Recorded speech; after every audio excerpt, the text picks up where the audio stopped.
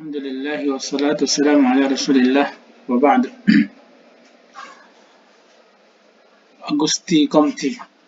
Pembahasan kita kali ini adalah mengenai tentang pemikiran-pemikiran yang dibawa oleh Augusti Comte, yaitu positivisme. Di antara yang bakal kita bahas adalah yang pertama definisi sendiri, yang kedua sejarah positivisme itu, yang ketiga adalah perkembangan pemikiran ini, karakteristik positivisme seperti apa dia, dan tokoh-tokoh pada pemikiran ini, kemudian nanti dikritisi dan kesimpulan serta penutup.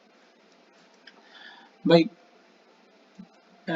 positivisme itu adalah suatu pemikiran yang berkelanjutan dari empirisme, ya. Kalau empirisme itu ditekankan dan menekankan pada pengalaman saja, ya, maka positivisme, ya, dia menggabungkan antara empirisme dan positivisme. Artinya positivisme ini dia menggabungkan antara keduanya, ditekankan pada pengalaman serta pada panca indera, ya, serta pada panca indera. Positivisme berasal dari kata positif. Kata positif di sini berarti yang diketahui atau yang aktual. Yang positif artinya yang fakta, jelas yang fakta-fakta. Segala uraian yang di luar fakta atau kenyataan dikesampingkan. Oleh karena itu, metafisik ditolak. Apa yang diketahui secara positif adalah segala yang tampak dan yang dapat diukur. Dengan demikian, positivisme membatasi filsafat dan ilmu pada bidang gejala-gejala saja. Gejala-gejala disusun dalam hukum-hukum tertentu dengan melihat hubungan antara gejala tersebut. Setelah hukum itu tersusun, barulah seorang melihat ke masa depan untuk mengembangkan ilmu tersebut. Artinya, positivisme ini, ya, mendapatkan ilmu dari suatu fakta yang dia lihat, yang dia rasa, yang dia raba, gitu ya. Setelah itu baru dia kembangkan ilmu yang telah dia lihat, yang dia rasa, yang fakta yang sudah dia temui, ya. Sahabat yang dirahmati oleh Allah, positivisme itu berasal dari bahasa Inggris yang artinya positif. Kata ini semula dari bahasa Latin, yaitu positivus, yang asal katanya ponere, yang berarti adalah meletakkan. Positivisme merupakan suatu aliran filsafat yang menyatakan ilmu alam empiris sebagai satu-satunya sumber pengetahuan yang benar dan menolak nilai kognitif dan studi filosofis atau metafisis. Aliran filsafat positivisme ditandai dengan pendewaan ilmu dan metode ilmiah.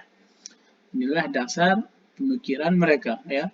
Mereka, orang-orang positivisme, orang-orang yang menyatakan ilmu-ilmu alam sebagai satu-satunya sumber. Mereka lihat dan mereka menolak nilai kognitif dan studi filosofis, ya.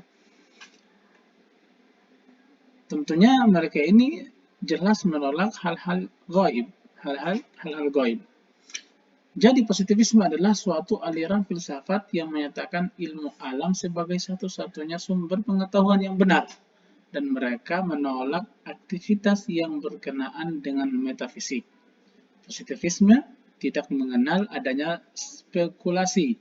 Semua harus didasarkan pada data empiris. Positivisme dianggap bisa memberikan sebuah kunci pencapaian hidup manusia, dan ia dikatakan merupakan satu-satunya formasi sosial yang benar-benar bisa dipercaya kehandalan dan akurasinya dalam kehidupan dan keberadaan masyarakat. Baik, lalu kapan timbulnya pemikiran ini? Pemikiran ini, ya, adalah salah satu aliran filsafat modern. Secara umum boleh dikatakan bahwa akar sejarah pemikiran positivisme dapat dikembalikan kepada masa Mashum, yakni Mashum dan Khan. Ini adalah pemikir-pemikir pada zaman itu, yaitu pada tahun 1711 dan sampai pada 1776. Sedangkan Han ini pada tahun 1700.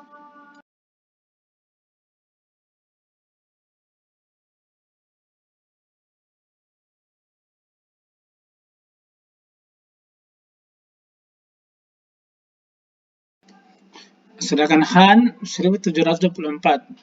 Han berpendapat bahwa permasalahan-permasalahan ilmiah haruslah diuji melalui percobaan. Sementara Han adalah orang yang melaksanakan pendapat Hume ini dengan menyusun Critique of Pure Reason, kritik terhadap pemikiran murni aliran kritisisme. Selain itu juga Han membuat batasan-batasan wilayah pengetahuan manusia dan aturan-aturan untuk menghukumi pengetahuan tersebut dengan menjadi pengalaman sebagai porosnya. Baik, positivisme pertama kali diperkenalkan oleh Saint-Simon dan dikembangkan secara pesat oleh seorang sosiolog Prancis yaitu Auguste Comte. Dalam sejarah perkembangan selanjutnya, positivisme menyebar di beberapa negara Eropa dan Amerika. Positivisme sebagai suatu filsafat yang berpengaruh di dunia barat telah timbul dalam suatu gelombang. Gelombang pertama dimulai oleh ahli pikir bangsa Prancis yaitu Auguste Comte. Mulanya positivisme logis muncul di Wina, ibu kota Australia. Oleh karena itu, para pendukung pertamanya disebut lingkaran Wina. Ya, kelompok ini terdiri dari mereka yang menyibukkan dirinya dengan ilmu-ilmu alam dan matematika. Pada saat yang sama, mereka tertarik pada kajian-kajian filsafat. Manusia dibagikan oleh Auguste Comte. Menurut Auguste Comte bahwasanya manusia itu pada tingkatan yang tertinggi adalah tingkatan keagamaan, kemudian tingkatan metafisik, kemudian tingkatan positif. Apa itu tingkatan positif? Ya, adalah kelompok pertama dimulai oleh ahli pikir bangsa Prancis yaitu Auguste Comte dengan membawa pemikiran bahwa semua akan dikatakan ilmu, ya, dan diterima ilmu tersebut apabila telah diobservasi, dilihat, diraba, dan diterawang. Dan menurutnya manusia itu meningkat dari tingkatan pertama yang dikatakan tingkatan metafisik dan akhirnya sampai kepada tingkatan yang ketiga yang dinamakan tingkatan positif. Gelombang kedua daripada positivisme itu dipimpin oleh C.S. Peirce dari Johns Hopkins University. Positivis pada waktu itu merupakan suatu gabungan daripada empirisme dan logika-logika formal yang baru. Empirisme membatasi segala pengetahuan atas dasar perasaan, selain hal-hal yang dapat dirasakan pada susunan kata-kata yang jika kita selidiki lebih jauh akan ternyata hanya merupakan tautologi, yakni kedua perkataan sama artinya atau istilah bahasanya conversation of language. Baik, ada 3 tahap dalam perkembangan positivisme itu. Yang pertama adalah tempat utama dalam positivisme pertama diberikan kepada sosiologi. Kemudian munculnya tahap kedua dalam positivisme empirio. Positivisme berawal pada tahun 1870 sampai dengan 1990-an dan berpautan dengan Marx dan Avenarius. Perkembangan positivisme tahap terakhir berkaitan dengan lingkaran Wina dengan tokoh-tokohnya. Karakteristik positivisme ini yang pertama dia penekanan pada metode ilmiah.